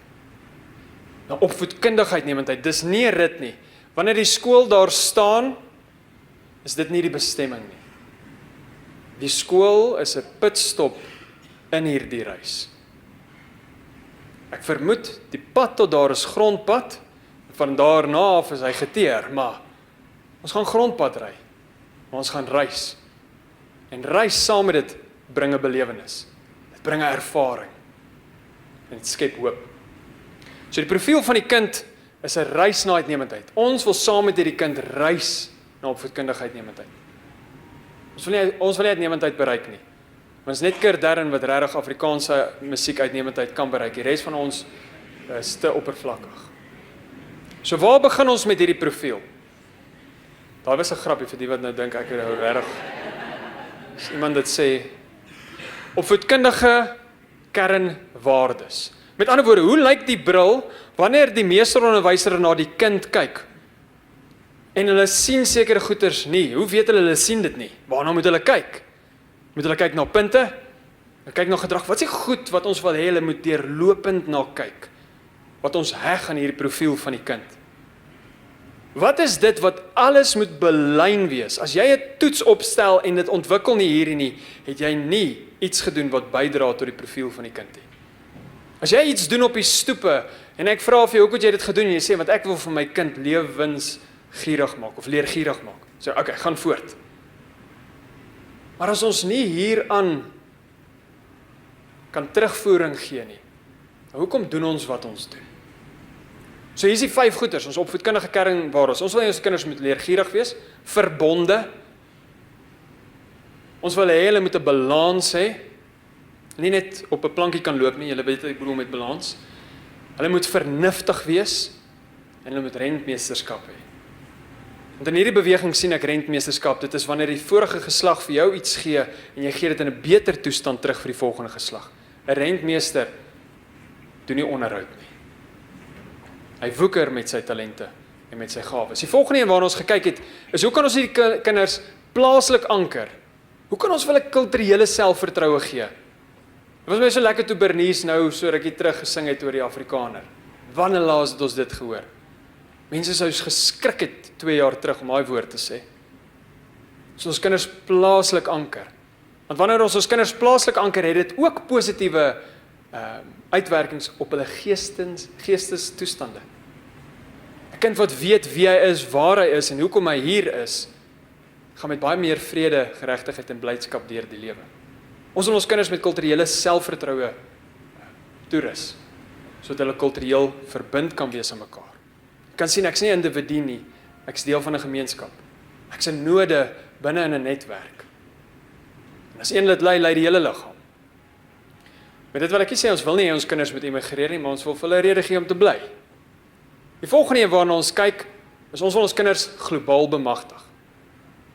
Maar wat lekker is, jy kan nou in rande bly en in ponde verdien. En dan kan jy by Woolies gaan kos koop. Maar vir ons is nie altyd moontlik nie, want ons verdien ook in rande. Maar jy kan op die Zoom-belt gaan bly in George, en vir 'n maatskappy werk in Londen, en nog steeds in die aande droom in Afrikaans.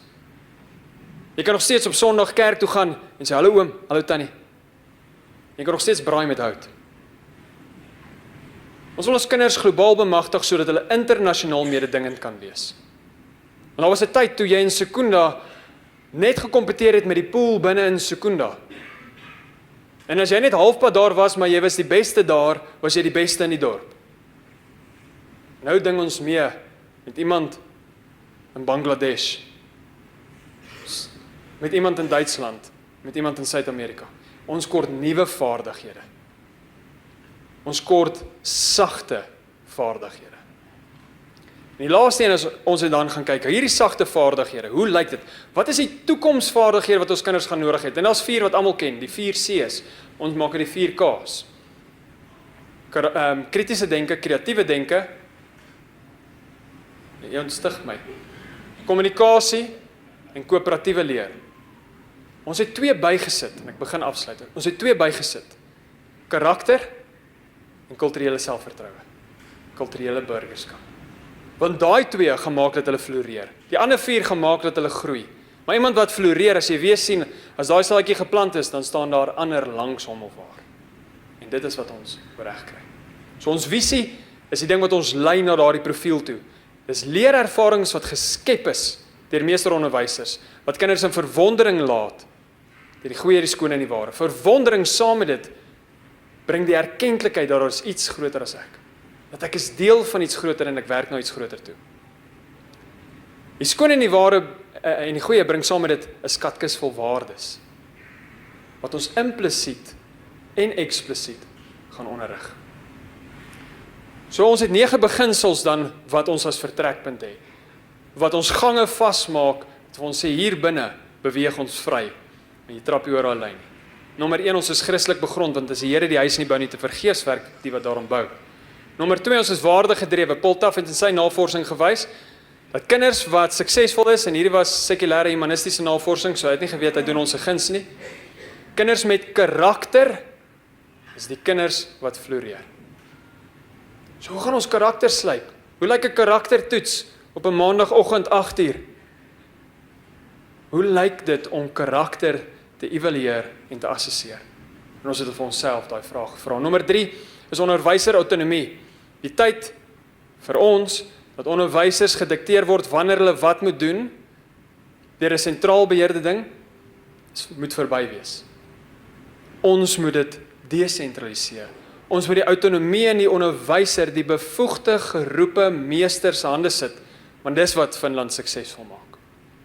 Dis wat Singapore suksesvol maak. Dis wat Japan suksesvol maak. Onderwyser autonomie. Wanneer ons onderwysers daai professionele ruimte gaan gee, nie om te doen wat hulle wil nie, maar om te doen wat hulle moet, gaan ons iets loslaat in hierdie land wat ons nie kan breek nie. Die volgende een is spanonderwys. Spanonderwys beteken net strategies word 'n groep onderwysers verantwoordelik vir 'n groep kinders. Dis nie 1 tot baie verhouding nie, is 'n baie tot baie verhouding. In spanonderwys word die kundigheid versprei en die verantwoordelikheid gedeel. In spanonderwys word die plafon hoër as die plafon van die individu. En hierdie verskynsel word waargeneem in Australië, Nederland, Finland, Singapore, Amerika. En dit is nie 'n nuwe verskynsel nie. As ons dink aan ons gesonde huishoudings, moet daar 2 opvoeders wees. Ons sal nog meer daaroor gesels. Ons het 'n fase benadering, met ander woorde, ons het die skool opgedeel in modulêre entiteite wat ooreenstem met die ontwikkelingsfases van die kinders. Ons het ontwikkel skool vir R tot R. Want dis wat die kind moet doen, hy moet ontwikkel. Hoe doen ons dit? Deur te speel. Waar? In die boom. Ons het die ontdekskool vir graad 1 tot 3. Wat is hulle grootste ding? Hoekom? Dis wat hulle wil antwoord. Hulle is op soek. En ons moet hulle daardeur begelei. Ons het 'n ondersoekskool. Wat doen hulle? Hulle wil gaan kyk hoe dit werk. Hoekom werk dit? Wat van as ek hierdie doen, werk dit nog steeds? Hier's 'n glas. Nee, hy val ook. So 'n ondersoekskool is 4 tot 6. Die grootste uitdaging binne in die manier wat ons skole in ons land opgestel is graad 7, 8 en 9. En die graad 7 hoort nie in die laerskool nie, graad 8 en 9 hoort nie in die hoërskool nie, want dit is nog vis, nog vlees. Die res van die wêreld is besig om daai kinders van die perseel af te haal. Te sê, julle gaan daar in daai grot vir hierdie jaar skool gaan. Tot julle mens word, dan kan julle terugkom. Dis die beleefskool, waar jy jou worstelinge met wie jy is, en wat jy is, wanneer jy daai vraagstukke kan beantwoord. En dan begin ons bemeester. Dan begin ons spesialiseer. Tot en met dan is dit dit is, navorsing sê, dit is te vroeg om te spesialiseer tot dan. En selfs daar het ons 'n paar vraagtekens. Dan vir persoonliking van leer, digitale tegnologie kan nou oplossings gee wat voorheen ondenkbaar was, so ons kan elke kind met data ontmoet waar hulle is, en saam met hulle reis na waar hulle kan wees. Dan dinamiese of innoverende leerruimtes. Julle sal sien, die navorsing het al in 2003 begin, so dis nie nuwe goed wat ons doen nie. Ons sê altyd ons bou op beproefde waardes met skepende vernuwing. So hierdie leerruimte sê vir ons, en met dit wil ek nie sê dat 'n boksie klaskamer 'n meesteronderwyser gaan inperk nie. Nee. Hierdie leerruimtes gaan net vir 'n meesteronderwyser meer moontlikhede gee om nog meer tot hulle reg te kom. Want die vraag is oor 20 jaar, hoe lyk tegnologie, hoe lyk die wêreld, en kan ons klaskamers in 'n oogwink aanpas vir die nuwe behoeftes. So wanneer ons modulêre dinamiese leerruimtes het, dan kan ons aanpas van uur tot uur. Dan moet ons gaan kyk na navorsing gebaseerde onderrigmetodes. Omgekeerde klaskamers een waar ons baie gesels. Maar wat is die beste? En wie besluit wat is die beste? Die meesteronderwyser. Maar vir dit moet ons daardie opleiding kan gee. Die laaste een is die leerervaring. Die leerervaring is ons groot baba. Ons sê daar's 'n leersiklus en daar's 'n onderrigsiklus. 'n Kind leer deur die natuurlike proses wat begin by doelwitstelling en eindig by refleksie. Maar 'n onderwyser moet die omgewing skep vir die kind om daardie siklus te beweeg. En 'n onderwyser doen dit deur 3 fases. Nommer 1, hy gee die minimum kennis wat verwerf moet word en ons kan dit uitkontrakteer tegnologie toe. Ons onderwysers hoef nie meer in die klas vir die kinders te sê 2 is 'n priemgetal. Dan sê die kinders 2 is 'n priemgetal. Doen dit 4 keer. Dan weet ons 2 is 'n priemgetal. Dit kan tegnologie doen. Maar wat 'n onderwyser kan doen is om te vra hoekom is 2 'n priemgetal? Dis wat ons in die klas wil doen. Om te wys hoe ons in projekte en met werklike situasies kan omgaan om daai kennis wat ons opgedoen het te kan toepas. Sodat ons kinders nie hoef te vra waar gaan ek dit ooit gebruik nie. Maar waar hulle vra hoe gaan ek dit hierna gebruik? Hoe kan ek dit gebruik? En die laaste een wat ek noem die dipstick test, my Engelse woord vir die dag, is nou moet ons gaan evalueer of is dit wat ons wou bereik, is dit bereik. Ek begin afsluit. By gimnasium sal spanonderwys binne innoverende leerruimtes wat ondersteun word deur digitale tegnologie. Die potensiaal van elke kind kan ontsluit deur leerervarings wat verwondering wek juis omdat dit ontwerp is deur meesteronderwysers wat navorsing gebaseerde onderrigmetodes verstaan. By gimnasium sal ons die KB volg, nes almal anders, maar as 'n minimum vereiste. Ons sal dit net as 'n vertrekpunt gebruik en ons sal ons reis inkleer met musiek, Afrika tale, erfenisleer, aanlyn kursusse, gemeenskapsdiens, skaduwerk, programmering en selfs besigheidsontwikkeling. Ons sal die geheelkind assesseer, sy denke, sy hart en sy hand, sodat ons die volle prentjie van die kind kan sien wanneer ons hom of haar evalueer. By gimnasium sal elke graad 12 kind afstudeer met die onafhanklike eksamenraadse eksamen, nie die NSS nie, sodat hulle gereed kan wees vir 'n nuwe hoofstuk wat hulle betree. By gimnasium weet ons hoe lyk die profiel van die kind wat ons in samewerking met ouers en die gemeenskap wil bereik. Wat verseker is hulle is toegerus met die nodige kennisvaardighede en waardes. Ek sluit af. Onderwys is by 'n keerpunt. En die tyd is nou om 'n nuwe koers in te slaan, om gereed te wees vir 'n nuwe era, die era van hoop. 'n Era wat meer sagte vaardighede as harde vaardighede gaan vereis. 'n Era wat etiek en karakter skaars kommoditeit gaan wees. 'n Era waar die klimaat nie altyd gunstig gaan wees nie en van ons kinders gaan verlang om aan te pas sonder om hulle self te verloor. Gimnasium sal ons kinders plaaslik anker en globaal bemagtig sodat ons kinders internasionaal kan meeding met kulturele selfvertroue. In kort, hulle moet in rande bly en ponde verdien. Gimnasium sal vashou en voortbou aan ons taal, nie net omdat Afrikaans as moedertaalonderrig bewese die beste is nie, maar ook omdat dit 'n voertuig is van ons ideale en ons drome. Gimnasium sal 'n leeromgewing daarstel wat ons kinders geborge laat voel en gebalanseerd ontwikkel. Gimnasium is die skool van die toekoms. En bedien die gemeenskap deur kinders op te voed om deelnemende en bydraende burgers in 'n gemeenskappe te word, wat kan brug bou na ander gemeenskappe. By gimnasium gaan ons kinders bemagtig om nie net werk te soek nie, maar werk te skep. Gimnasium is 'n skool wat gegrond is in sy erfenis, uitreik na sy naaste en opkyk na sy skepper. En dit is ons skool gimnasium saam met die ouers en die gemeenskap wat die saad van hoop gaan saai sodat ons kinders kan glo dat 'n vry, veilige en voorspoedige toekoms moontlik is hier aan die suidpunt van Afrika. Baie dankie. Ek stel vir François aan die woord.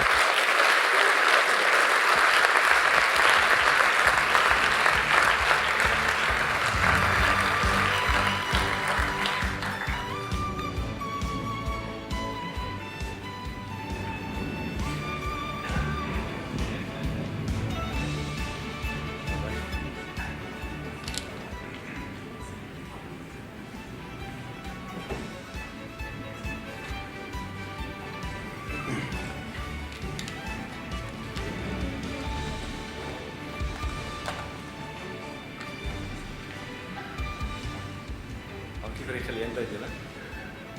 So ek gaan agter die kateter wegkry. En Johan, kan ek jou gedig leen asseblief? Ja, so weet wat is Kanton? So Kanton is 'n eiendomsontwikkelingsmaatskappy. Ons is gebore uit die solidariteit beweging.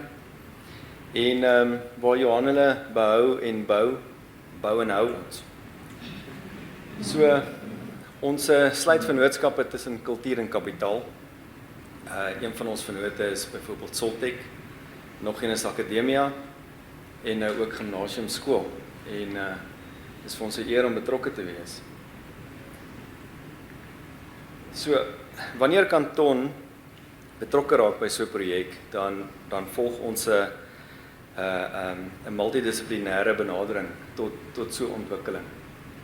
So dit gaan nie net oor argitektuur nie, mense moet ook die hart van die instelling verstaan, die filosofiese grondslag van die instelling, die sielkundige invloed van die plek op sy mense en die sosiologiese wisselwerking van die gemeenskap. Dis alles belangrike komponente en in die geval van die skool pedagogie. Jy moet verstaan, soos wat julle kan hoor, dis 'n ingeligte instelling. Hulle het 'n hart, hulle verstaan wie hulle is, hulle verstaan wie hulle wil wees en as eiendomsontwikkelaar moet 'n mens dit kan vasvang. 'n Argitek moet dit kan hoor, interpreteer en vergestalt in fisiese ruimtes. So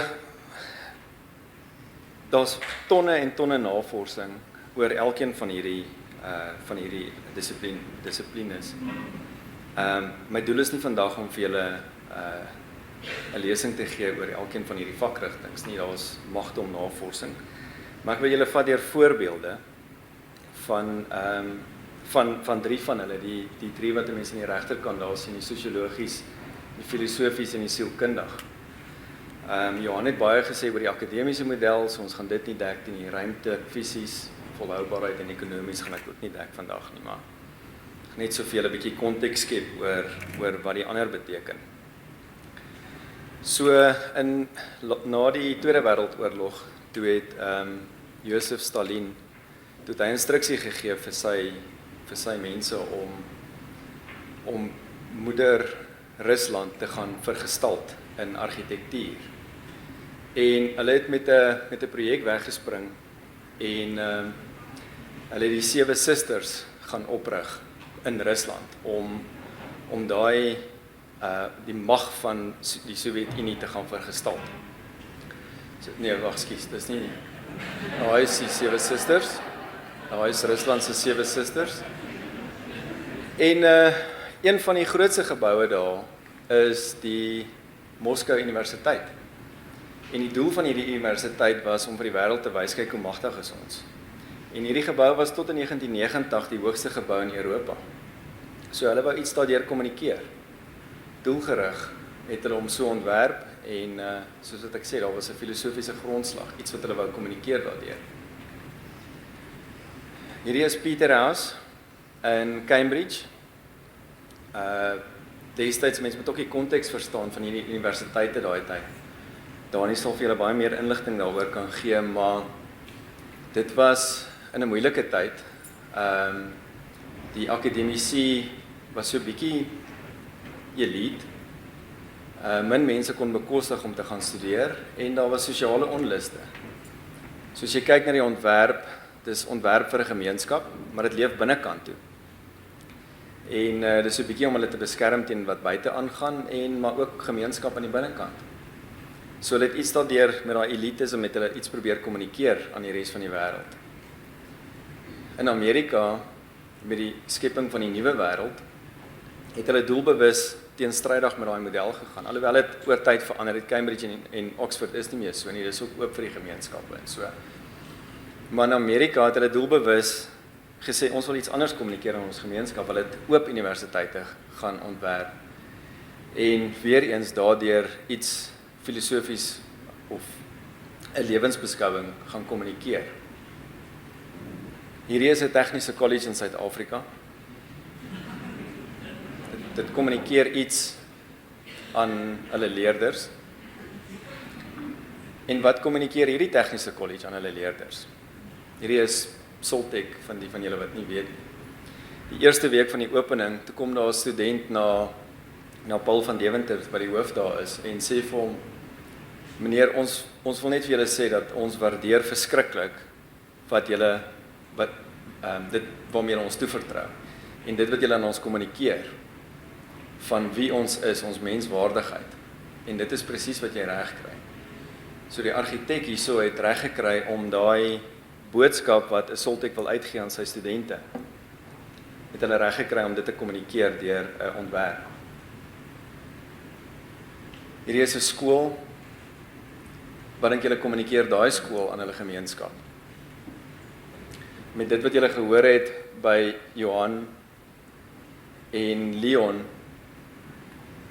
is hierdie 'n konsep van 'n gimnasiumskool.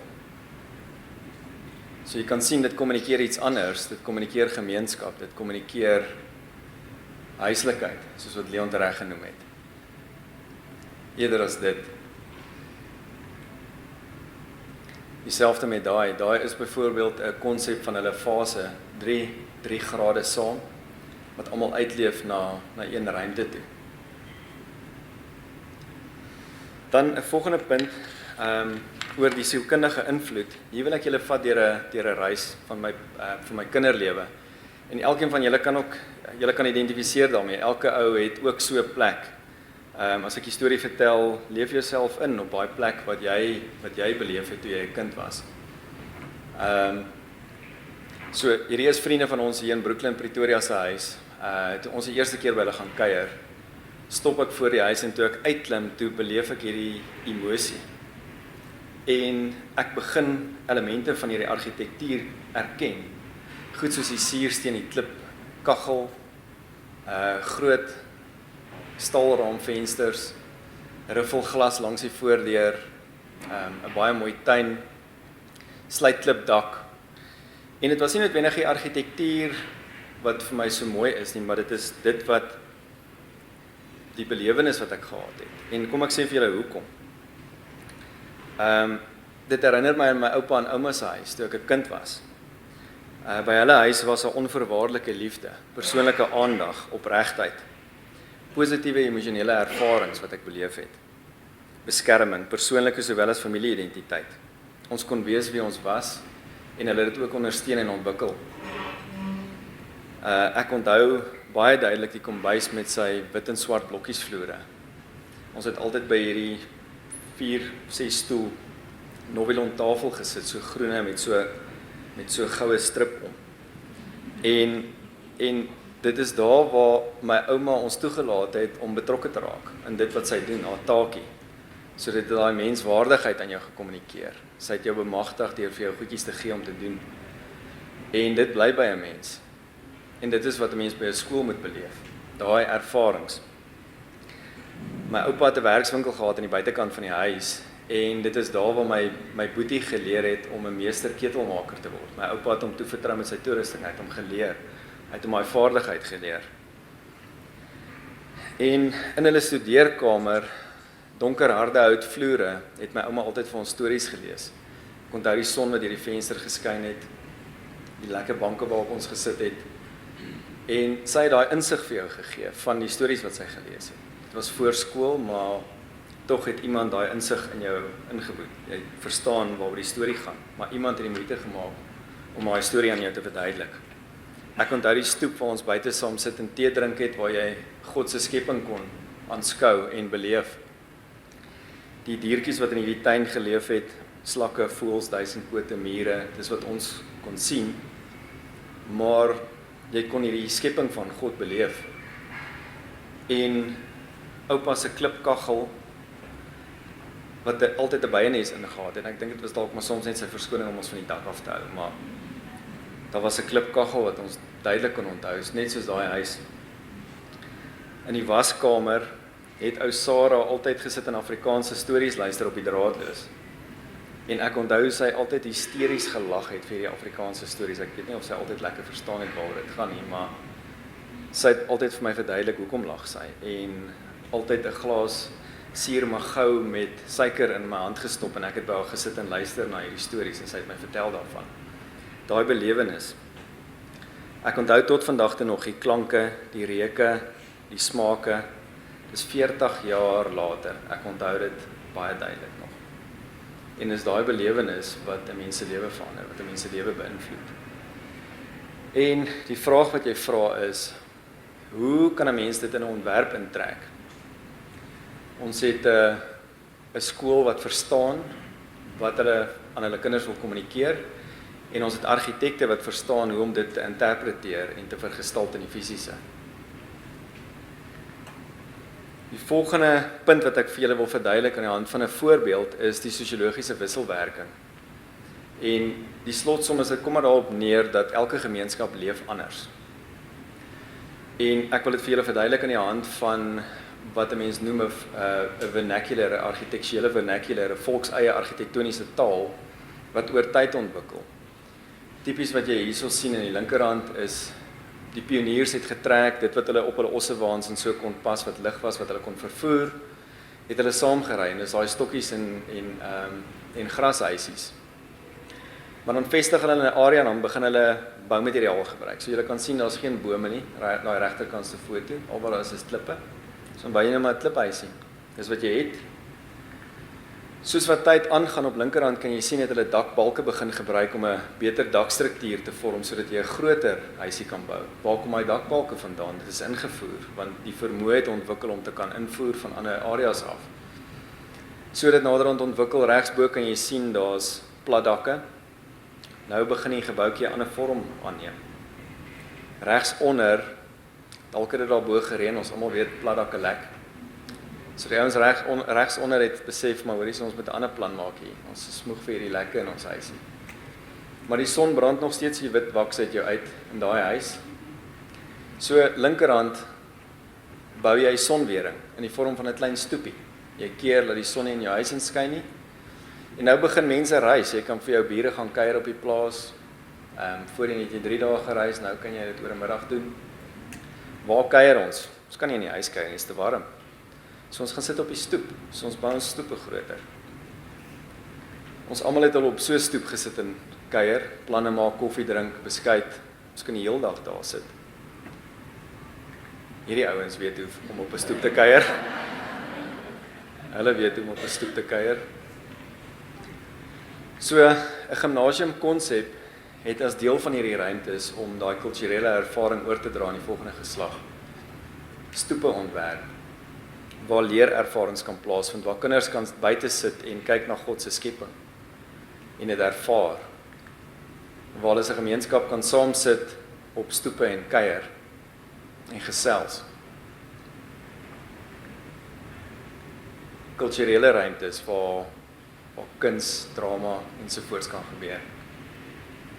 So die vraag is, hoe leef hierdie gemeenskap? Gimnasium weet hoe hulle wil leef, hulle weet hoe hulle gemeenskap leef. Die argitek verstaan dit. Pedagogiek, baie belangrik. Ek wil eintlik nie veel hieroor sê nie. Johan het baie hieroor gesê.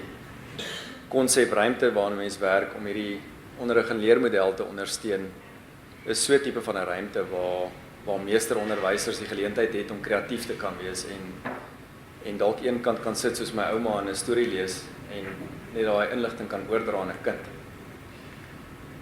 So die vraag is, hoe leer hierdie kinders? Ja, so as ons na gimnasium luister, hoor ons dat kinders in verwondering van die ware, die skone en die goeie van God se skepping gaan staan. 'n Gemeenskapsinstelling waar kultuurryke gemeenskapsburgers gevorm gaan word. 'n Tuiste waar leerervarings volle potensiaal kan ontsluit, by beide die opvoeders sowel as die kinders. Aanpasbare en innoverende leefruimtes wat verskillende behoeftes en style kan akkommodeer. Ryk in betekenis, vol ervarings saam met gemeenskap. So.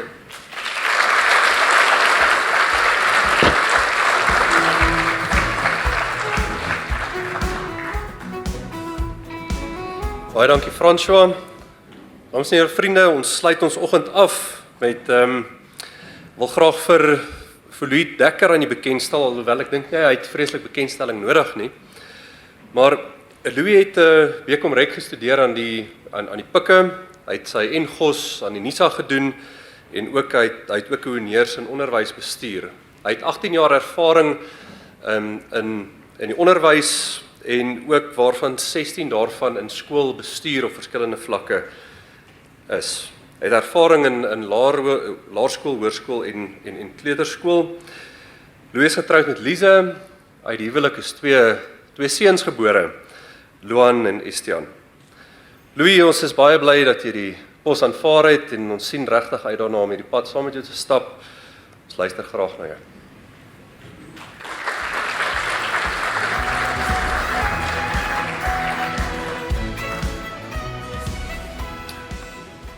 Goeiemôre almal en Leon, baie dankie vir die bekendstelling. Leon het gevra ek moet hom welkom hier vroeër. So ek weet julle almal welkom en dan sal ons van voor af begin met die funksie. Nee, ek gaan werklik baie kort praat. Ons het 'n reuse taak en ek dink nie my taak is om te veel te praat nie, meer om te doen. Maar dames en here, dis my wonderlike voorreg om vandag hierso te kan staan. Dit is 'n geskiedkundige oomblik en dit is 'n voorreg om dit met almal van julle te kan deel. Ek's baie dankbaar vir die geleentheid wat ek gehad het om betrokke te wees by kleuterskool, laerskool en hoërskool, by van die beste skole in Suid-Afrika en op skouers te kon skuur met van die beste skole in Suid-Afrika. En ek dink is 'n ervaring wat ek en die span wat betrokke gaan wees broodnodig gaan hê vir hierdie reuse taak wat ons opgelees. Gimnasium Pretoria is 'n droom. Is 'n droom wat waar word. Dis 'n droom van 'n generasie wat eienaarskap neem van ons kinders en van ons toekoms. Dis 'n droom vir myself, maar dis 'n droom vir ons Afrikaanse taal en kultuurgemeenskap en vir ons nageslag. Graag wil ek 'n oomblik neem en almal vandag hier wat hierdie droom deel, bedank en ek glo almal deel saam met ons hierdie droom. Dankie vir julle bywoning van hierdie geskiedkundige geleentheid. Mag dit 'n dag en 'n oomblik wees waarvan generasies na ons nog sal gesels. Ek wil ook al die betrokke instellings, vennote, trusts, donateurs en vriende of soos Meinhard gesê het, familie bedank. Dit is 'n voorreg om deel te kan wees van hierdie beweging en om 'n bydrae te kan lewer in die uitbou van ons kinders se toekoms en om te help hoop skep vir ons mense, soos Johan gesê het, generasie van hoop. Baie dankie aan die SOS span wat betrokke was by hierdie projek tot dusver, maar spesifiek Charlotte Fourie en Alida van Rooyen vir vandag se spoggeleentheid. Hulle werk werklik al 'n hele paar dae hierso en al maande in die funksie. Dankie aan Kraft vir hulle betrokkenheid. Het hulle nou ook so vinnig ontmoet vir die handelsmerk, die media vir vandag se funksie en dan spesifiek weer vir Marley wat ons hand vasgehou deur elkeen van hierdie fases. Dan dames en here, hou gerus die spasie dop vir 'n paar groot balkens langs die pad. Jy sal sien daar's klaar 'n webwerf en 'n paar sosiale media baie. 'n paar groot balkens langs die pad vir die oprigting van hierdie monument. Onder andere sal daar 'n bekendstelling van die geboue wees, die grondbreek, eerste inskrywings, 'n openingsdatum en nog vele meer.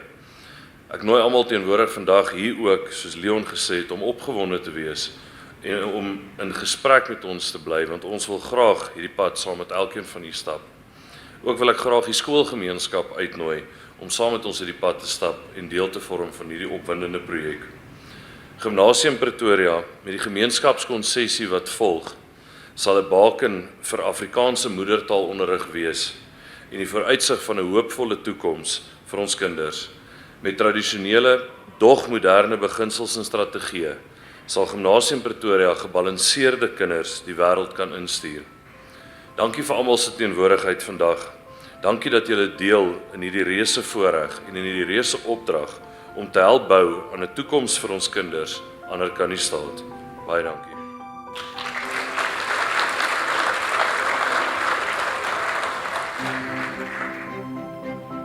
Dames en here, ons is dan nou aan die einde van die funksie en is meer as welkom om nog 'n rukkie saam met ons te kuier.